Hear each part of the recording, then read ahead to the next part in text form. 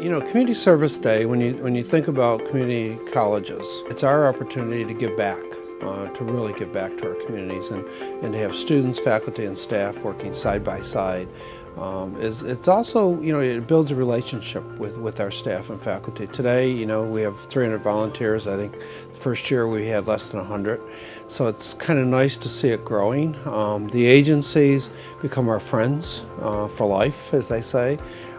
We really are helping agencies that don't have the support or volunteers to put sometimes everything from painting a facility to providing food for homeless shelters, or just, and the other piece is that it helps us, I think, at the college, particularly me as the president, get an insight as to the kinds of agencies that are across our state and the kinds of needs that really exist.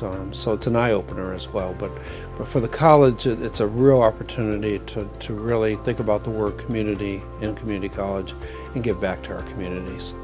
We started as a small family shelter for people living in Warwick who were having a difficult time, and we've grown over the years to really be a very multi-service organization with properties all over the city of Warwick and Providence and Cranston.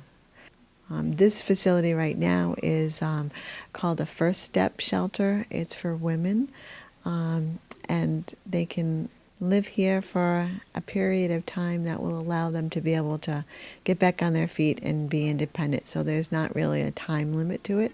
And today we have wonderful students from the dental hygiene department, and they are helping us with our garden, which after this winter is really in need of a little tender loving care. One of the things we try to do in all of our programs is to create, you know, a new kind of healthier way for people to live. Having a nice garden out in the backyard is a great way for people to learn about nutrition, and it's also kind of a healing thing to put your hands in the ground and see something grow from nothing. And so this is a great start. I'm sorry that the students are, you know, suffering through a little bit of rain, but they are in great spirits out there and working really hard and don't seem to be fazed too much at all by the rain. So it's great to have them here.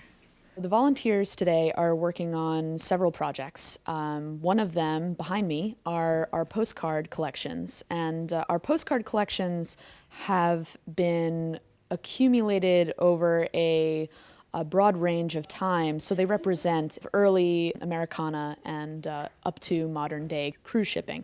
They're kind of going through all the materials that either were incompletely organized over the years or not touched at all. Some of it is just going through those things and saving what we can and allowing the rest to go to other collections. Having volunteers coming in and helping me essentially do a broad sweep of work at once makes me breathe much easier. Well, this has been an experience unlike any I've had. We are at the home of the Loungers in Cranston. This is the home of Gotta Have Soul Foundation, S-O-L-E, as in your shoes. This was an initiative that Nick Lowinger developed, and he had experience with his mom who volunteers at homeless shelters, and he saw how many children were without shoes. It made such a powerful impact on him that between the ages of 5 and, say, 11 or 12, this project became a reality. They find the shoes to fit the youngster. They make a message card for them with their name and a message of hope. And they get a pair of socks tucked in each shoe. The CCRI volunteers today not only served children here through Crossroads, but they also sent shoes to Arizona, Virginia, West Virginia, and I think a couple other states. Just an incredible initiative. When you experience something like this, it makes you want to do more.